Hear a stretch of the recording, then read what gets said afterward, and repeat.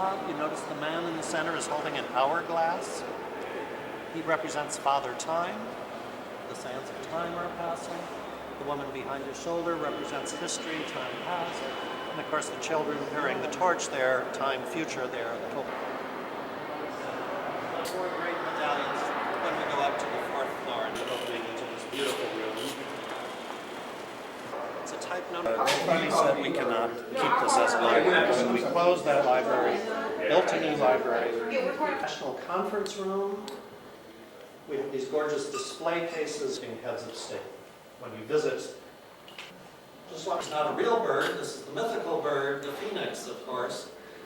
Just beautiful detailing everywhere you look. This garland of leaves and flowers here, this little balustrade that we're leading on. Even around this opening, there's doors, these walls are bookended so that you can appreciate the natural. The marble undoubtedly occurred in the 89 earthquake.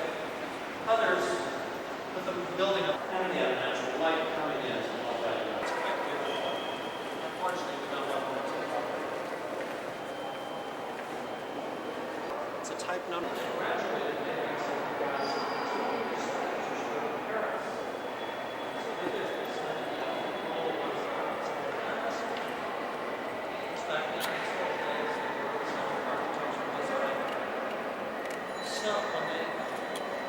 together in a sketch for this competition to represent the ideals of a perfect Beaux-Arts building.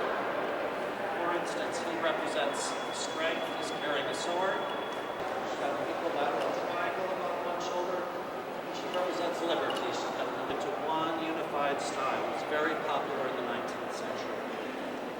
Statues that we see throughout the building, these were sculpted by rather prominent French sculptors who came and worked on this.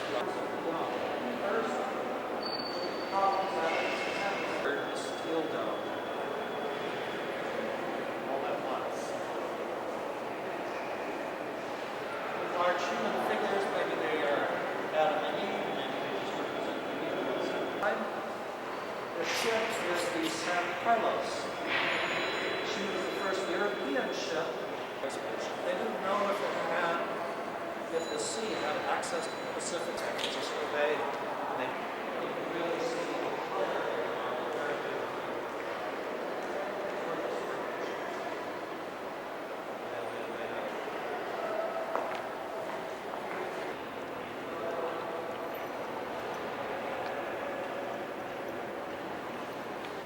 As often as not, there's wedding taking place right below us, not quite at this moment.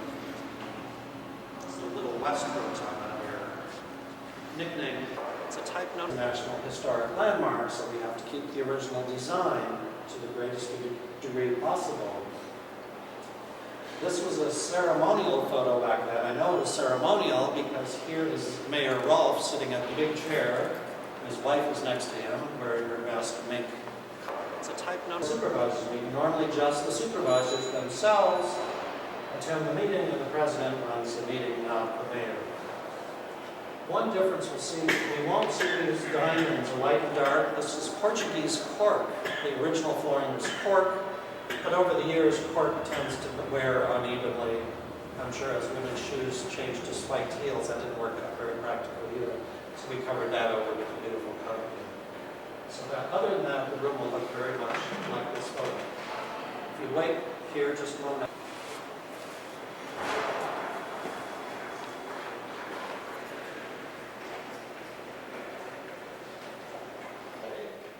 Is the chamber of the Board of Supervisors. This is where our legislative representatives meet once a week in full session on Tuesdays.